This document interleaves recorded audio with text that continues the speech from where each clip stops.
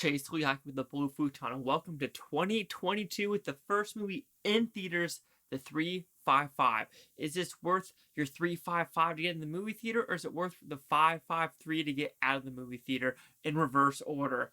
Run that intro.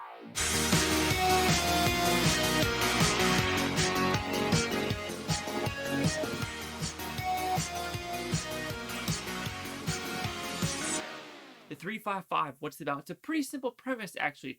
Different government agencies. You have US, UK, Germany, China, and Colombia need to team up and figure out where this little hard drive is. Because this hard drive connects to the cyber world and can bring anything down. Planes, trains, automobiles, does whatever it wants to do. And we need to make sure it's not in the right hands. Because in the wrong hands, it will hurt the entire world. Alright, the 355. Not a good movie. I'm sorry, guys. You're hoping, like, fingers crossed, the first movie in January, could it be a good one? It is not. Unfortunately, there's a lot of wrong with this movie. There's the writing.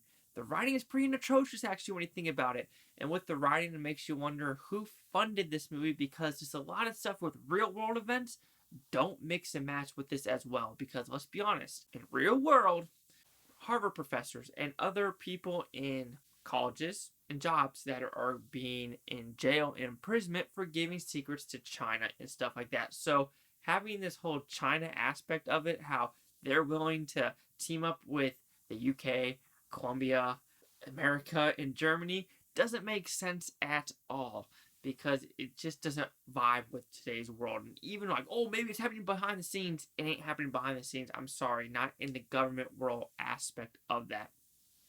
What else is not good with this movie? The editing and the directing. This guy was a producer, did a lot of the X-Men films, and he did Dark Phoenix, and now he's doing 355. Stay with the producing aspect of your job, because with this directing, yeah, okay, let's be honest, it's out there. It's all female cast with what they're trying to do. And I have no issue with it, but the issue is when you have these action set pieces and you're really edit, cut every maybe 4 to 5 seconds, and even less than that. There wasn't a long take that was maybe more than 5 seconds, and that is a big issue with believability and what these actresses are actually doing in these scenarios. There's the best one was in a fish yard.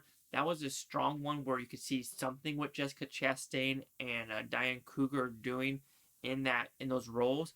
But the final action set piece was just chaotic, and you don't know what was happening, because you're just like twist, boom, shoot, and you're just like, okay, time out. We have Atomic Blonde with Charlize Theron. They did it correct because it's wide angle. You see everything happening. Even like Malignant is, we have a wide angle of very few edits, and when you have that, it puts the viewers in the world when there's less edits of you seeing the Malignant character just going ham and like in the police station. Same with Charlize Theron when you have the wide shots of her using ropes in her environment to get these bad guys. Here, it's like literally gunshot, edit, twist it, edit, and you're just like, none of this is believable, because I just don't believe what they're doing. As well as the gun recoils and how they're handling the guns.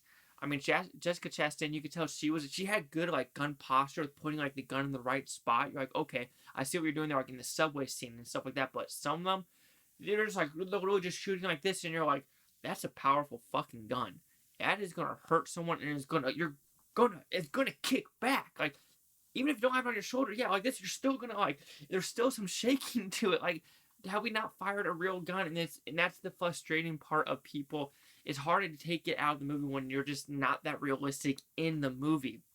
But actually, I think the strongest actress in this movie was Penélope Cruz. She had to do the most dynamic range of like caring for her family, being the therapist, because she's not really a spy, she was a therapist to help another character. She was the standout, in my opinion, in the 355, honestly, is Penélope Cruz. Overall, 355 is a January movie, unfortunately. With it, to me, it is honestly the directing and writing that just boggled this down. And I think they were just trying to, like, they have a premise of like a spy movie, but they're like, they gotta be female.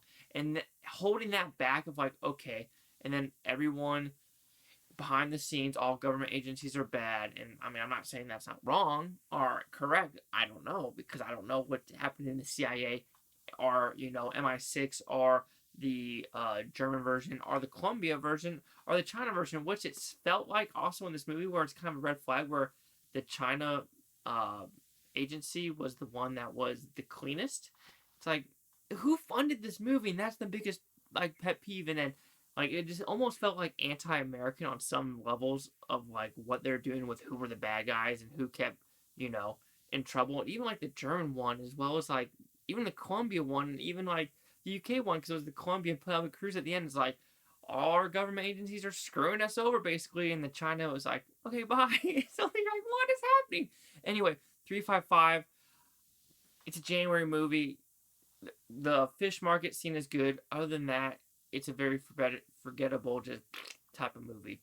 A 355 will receive a 1.5 out of 5 with Futon. I think it was at 30%. So see the critics' news scores gave this one. So you have the critics a 23% with 71 of them. No audience score yet because there's fewer than 50. Here's the critic consensus. It has a stellar cast and is conceptually progressive. I fucking hate that word.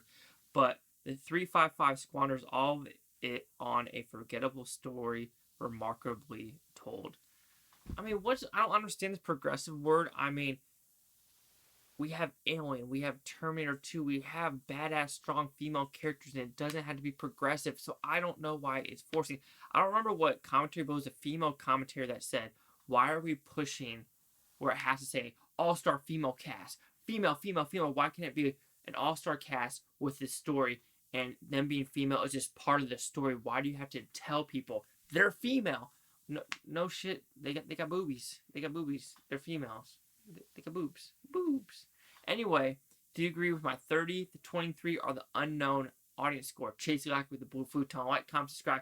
Let me know what you think about this Blue Futon Utopia. You Blue Futonians. Thank you for watching. Have a great day. Peace and love. Peace and love. Next week is Scream. I'm really excited for that one. So prepare for some reviews of Scream 1, 2, 3, 4. I was going to turn it off, but I might as well ask you that question about the movie. Do you know how to handle a gun? Do you agree with what they're doing with guns in Hollywood right now of basically just putting, you know, everything CGI in the back room? They're like, oh, we're just going to put airsoft in it and, you know, shoot fake ones, and they're just going to be like, pew, pew, pew. I feel like actors, if they're going to shoot a gun in a movie, they need to shoot a gun behind the scenes in training. Kind of what Nicolas Cage just said. I know Peter Dinklage is like, I'm anti-gun, but my character might not be. I don't know how you are anti-gun when a gun is just a thing. It sits there. It literally sits there. It can't do anything. Like, it can't.